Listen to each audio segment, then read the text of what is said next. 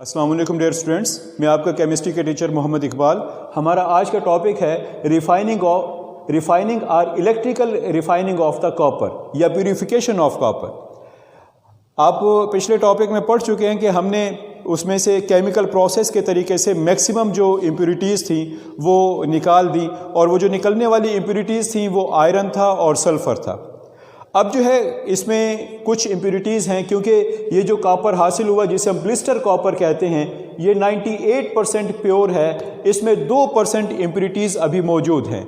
इन 2% impurities को निकालने के लिए हम इलेक्ट्रोलाइसिस का अमल करते हैं, और इस प्रोसेस को हम रिफाइनिंग या प्यूरिफिकेशन कहते हैं। इसके लिए जो ब्लिस्टर कॉपर है उसके बड़े बड़े ब्लॉक बनाए जाते हैं, बड़े बड़े उसके रॉड बनाए जाते हैं, और एक इलेक्ट्रोलाइटिक टैंक इस्तेमाल किया जाता है जिनमें ये जो 98% कॉपर है जिसे ब्लिस्टर कॉपर कहते हैं इसे हम एनोड के साथ जोड़ देते हैं, और इसके साथ जो है वो थिन प्लेट्स जिसे स्ट्रिप्स ऑफ कॉपर कहा गया है, कॉपर की पत्रियाँ, बहुत बारीक रॉड, वो लिए जाते हैं और उसे कैथोड के साथ जोड़ दिया जाता है। इसके साथ इसमें कॉपर सल्फेट का सोल्यूशन इस्तेमाल किया जाता है जो कि इलेक्ट्रोलाइट के तौर पर इस्तेमाल होता है।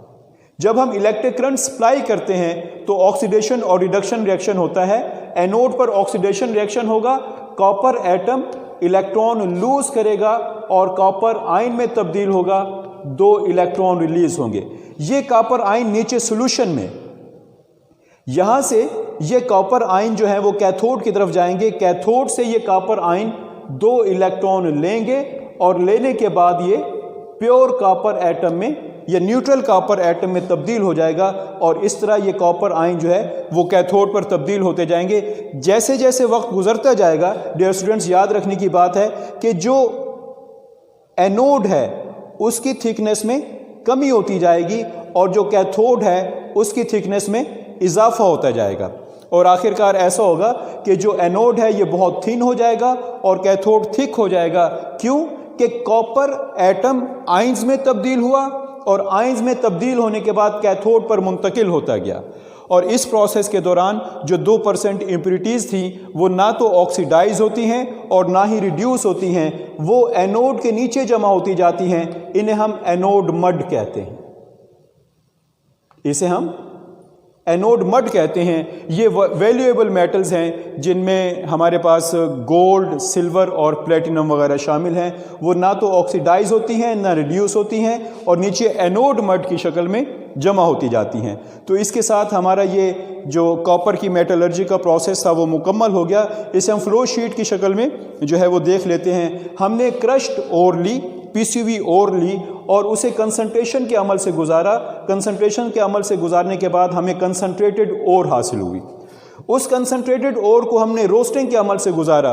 उसमें जो है वो सल्फर डाइऑक्साइड गैस जो है वो इम्प्यूरिटीज़ की शक्ल में रिमूव हुई, और उससे हमें रोस्टेड ओर जो है वो हासिल हुई। रोस्टेड ओर को हमने स्मेल्टिंग के अमल से गुजारा, जिससे हमें जो है वो स्मेल्टेड ओर हासिल हुई, और स्मेल्टिंग के अमल के दौरान जो है वो स्लैग वगैरह रिमूव हुआ और इसके साथ सल्फर डाइऑक्साइड वगैरह भी।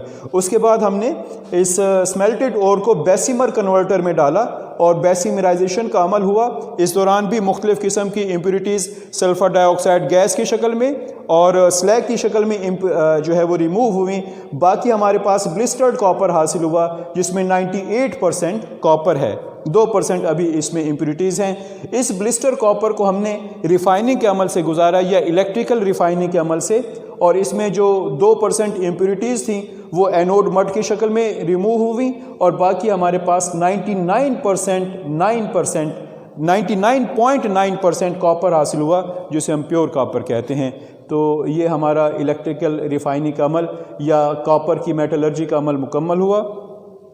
और इसके बाद हमारे पास टेस्ट योर सेल्फ है 6.1, उम्मीद है बुक्स आपके पास मौजूद होंगी। Define concentration process used in metallurgy of copper. Copper की मेटलर्जी में जो कंसंट्रेशन प्रोसेस इस्तेमाल होता है वो फ्रोथ फ्लोटेशन प्रोसेस है। Number 2, why a small amount of Coke is required in the smelting process, how slag is formed during smelting.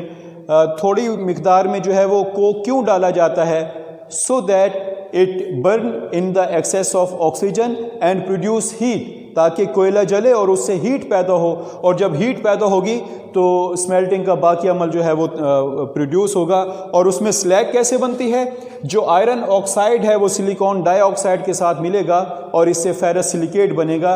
ये हमारे पास जो स्मेल्टिंग की हेडिंग है उसमें मौजूद है। Question number 3, why is lime added in the smelting process? Smelting process में lime क्यों ऐड किया जाता है? To remove the impurities, impurities को रिमूव करने के लिए। Question number 4, how are slag and matte remove from the blast furnace? Blast furnace में मैटे और स्लैग कैसे रिमूव किया जाता है? यह भी स्मेल्टिंग प्रोसेस में पेज नंबर 158, पेज नंबर 158 जो पहली दो इक्वेशंस हैं उसमें जो है वो स्लैग की रिमूवल का प्रोसेस है, और आखिरी दो इक्वेशन के ऊपर मैटे की जो है रिमूवल है उसका प्रोसेस है। Slag is removed from the upper outlet and matte is removed from the lower outlet. Next है question number 5, what is difference between slag and matte? Slag और मैटे की में क्या डिफरेंस है? आपने इन दोनों की डेफिनेशन लिख देनी है। ये भी पेज नंबर 158 पर मौजूद है। Question number 6, mention the chemical reaction for the formation of metallic copper in the bessemerisation process. Bessemerisation के प्रोसेस में जो केमिकल रिएक्शन होता है वो बयान करें। तो इसकी बेसिमराइजेशन के प्रोसेस जो कि पेज नंबर 159 पे है, इसकी आखिरी दो इक्वेशंस लिखनी है और इसके ऊपर जो 2-3 लाइनों की स्टेटमेंट है वो भी इसमें ऐड करेंगे। Question number 7, what is blister copper? ये पेज नंबर 160 पर डेफिनेशन है। Blister copper, after the bessemerisation process the copper obtained is 98% pure, it is termed as blister copper due to mark due to scar on the molten copper, क्योंकि molten copper पर निशान होते हैं। ये हम last time जो है वो अच्छी तरह पढ़ चुके हैं। Question number 8, why anode is eaten up in the electro refining process? Electro refining process में एनोड मुसलसल कंज्यूम होता जाता है। क्यों? Because the copper atom ionise and transfer from anode to cathode. Copper atom जो है आयोनाइज होते हैं, ऑक्सीडाइज होते हैं, और ऑक्सीडाइज होने के बाद जो है वो कैथोड पर मुंतकिल होते जाते हैं। इस तरह एनोड कंज्यूम होता जाता है और जो कैथोड है वो थिक होता जाता है। Question number 9, what do you mean by anode mud? Anode mud से क्या मुराद है? The impurities which are settle down during the electrical refining of copper, they are termed as anode mud. तो डियर स्टूडेंट्स, ये हमारा आज का topic था। उम्मीद है आपने इसे अच्छी तरह समझ लिया होगा। अगर इसके बारे में कोई कन्फ्यूजन है, कोई प्रॉब्लम है, तो आप हमारे नंबर पर रब्ता करें और हमारे व्हाट्सएप चैनल को ज़रूर सब्सक्राइब करें। बहुत शुक्रिया।